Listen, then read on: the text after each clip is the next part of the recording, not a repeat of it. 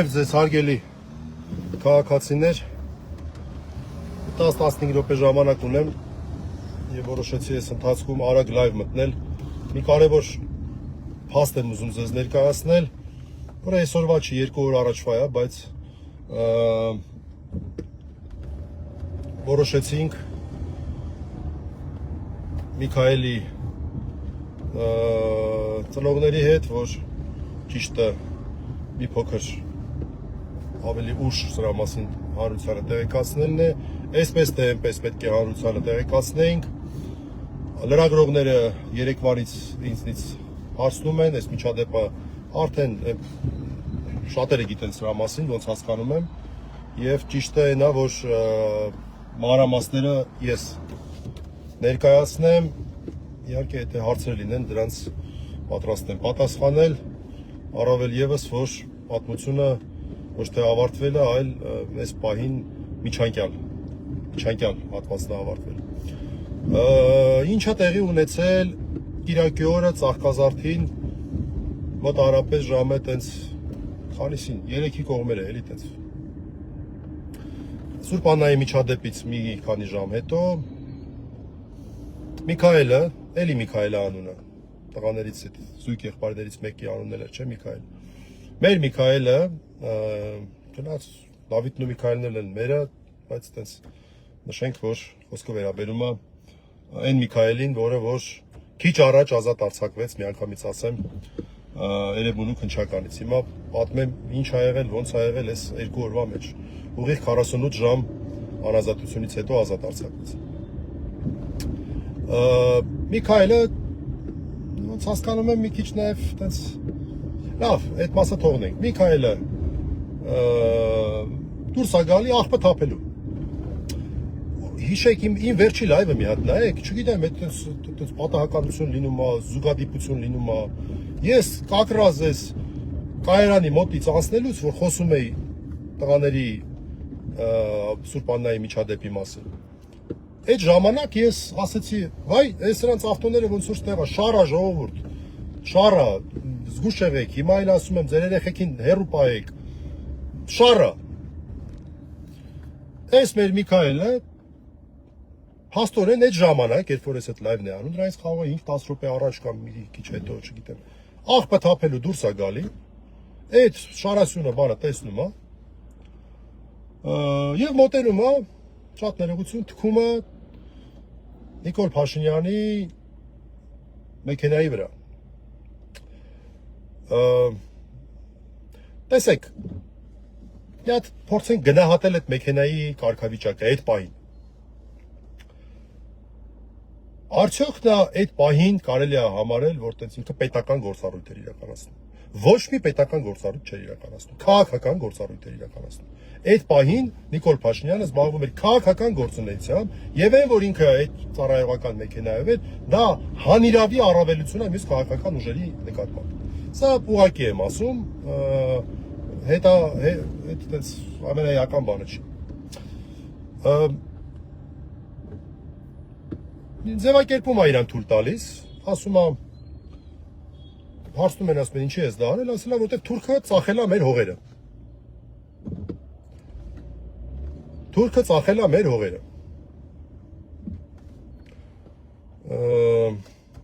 Տարապես այսպեսի ձևակերպում է թույլ տալի։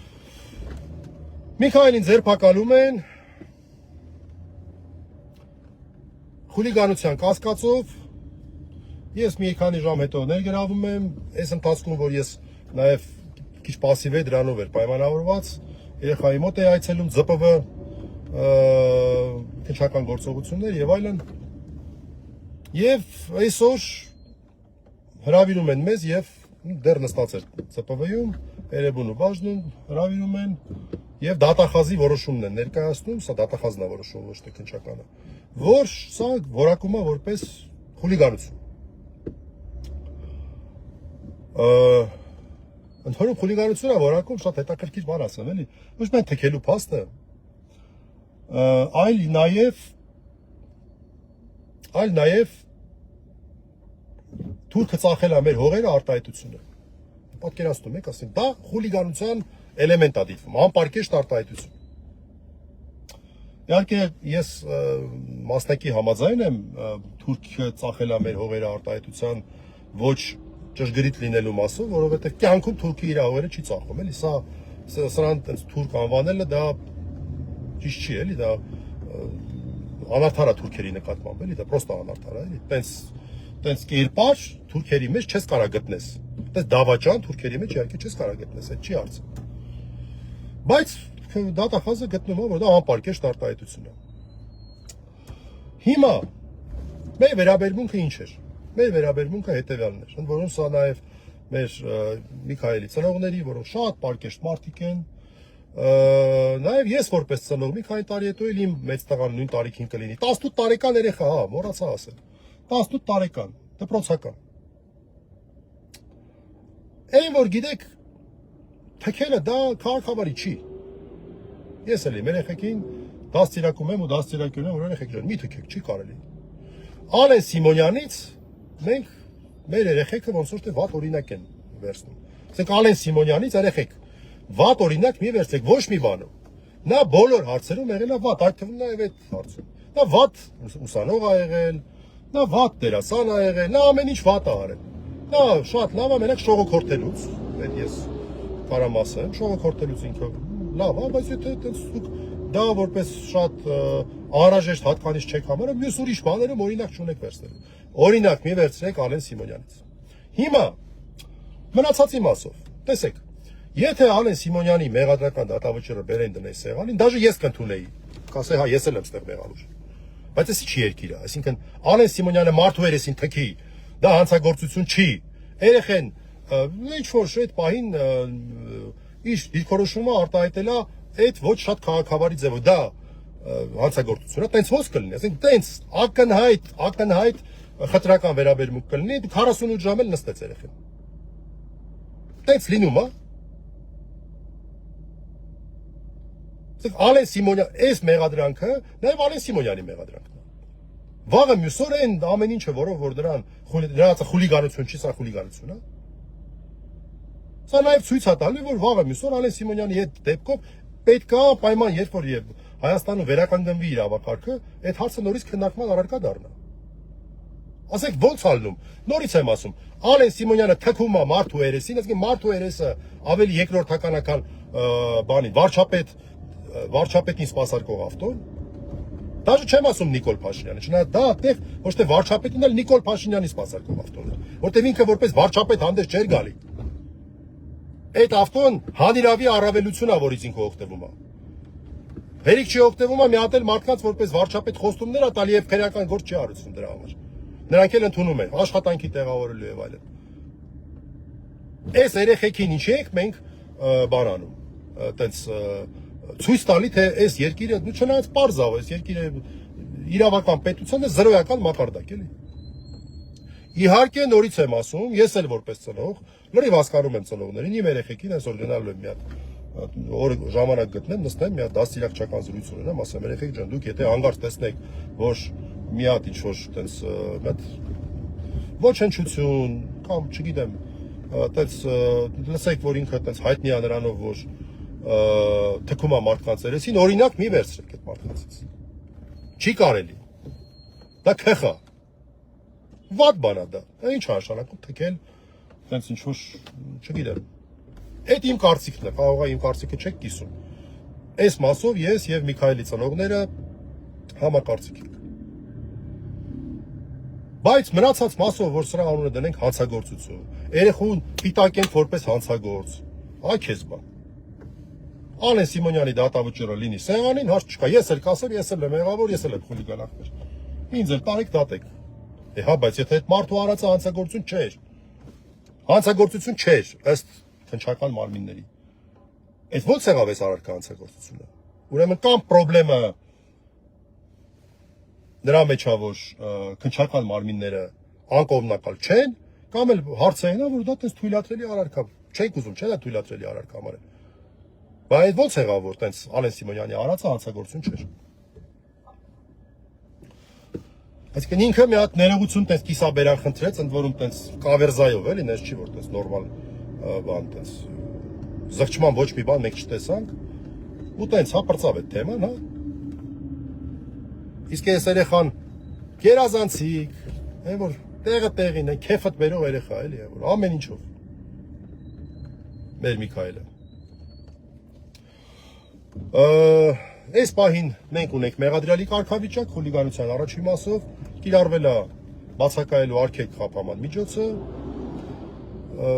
խափաման միջոցը քննիչի կողմից է կիրառվել, հնարավոր առավել մեղ խափաման միջոցներ, մեղադրանքը առաջադրվել է դատախազի կողմից, ու իմ համար պրոստը առհասկանալի է, ասենք այդ արտահայտությունը թուրքը ծախել է մեր հողերը։ Դա ո՞նց եք դուք դիտում որպես բան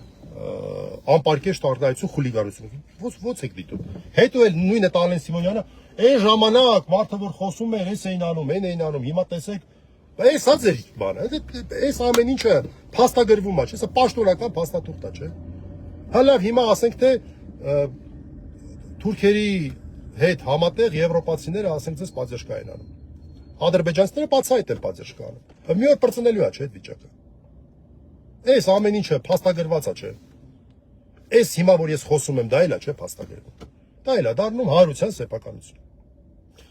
Այսքանն էի ուզում ասել, որովհետև այսպես թե այնպես լուրը լինելու է, ես ուզում եի, որ տեղեկությունը լինի ամբողջական, ես կարծում եմ նաև պաշտոնական էլ պարզաբանումներ կլինեն, դրա համար ես նաև այն ասեցի ինչ որ պաշտոնական պարզաբանումներում գուցե ասեն, մեր խոսքերը մենք ես կրկնեցի այստեղ, որ մենք այո հայտարարել ենք, որ սա ես այն դաստիարակությունը չեմ ստացել, որ այդ քայլը անեմ, դա ես չեմ համարում ճիշտ քայլ, դա փաստ է։ Եվ ես էլ եմ դա իմ անունից էլ եմ դա ասում։ Շատ կներեք իմ երեխեն էլ լիներ, նույնը ես էի ասում, տղա ջան, ումից ես օրինակ վերցել, Տալենից ես օրինակ վերցել, այդ անդաստիարակից ես օրինակ վերցել, մի արա չի կարելի տենց։ Էսա։ Հետ պայեք ձեր երեխաներին անդաստիարակներից օրինակ վերցնելուց, այն հանցագործներից, որոնք հանցագործություն կատարելով չեն պատժվում եւ դրանով հղպանում են, քաղաքավարի պարկեշտ երեխաները, որպեսզի մենք կարողանանք մեծացնել։ Նաեւ մարդիկ, որոնք որ իրենց դիրքորոշումը ունեն եւ իրենց դիրքորոշումը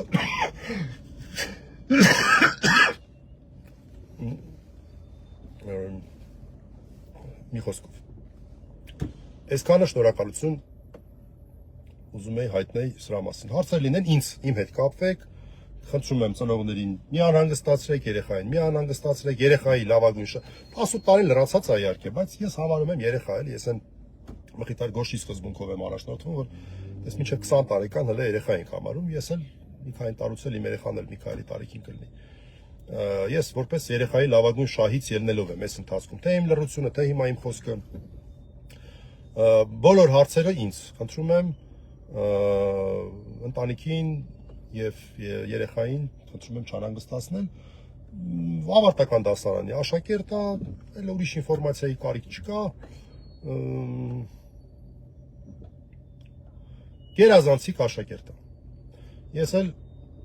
նենա այս հարցը ավարտեցինք, գնամ տեսնեմ մեր մյուս տղաների մասով ինչու ինչ կարիքը կա, որպեսզի պաստաբանական թիմի միանալու կարիքը կա, թե ինչ կա։ Ես տեսա, որ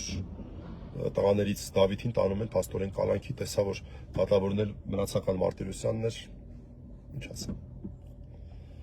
ինչ ասեմ, այսքանը հաջողություն։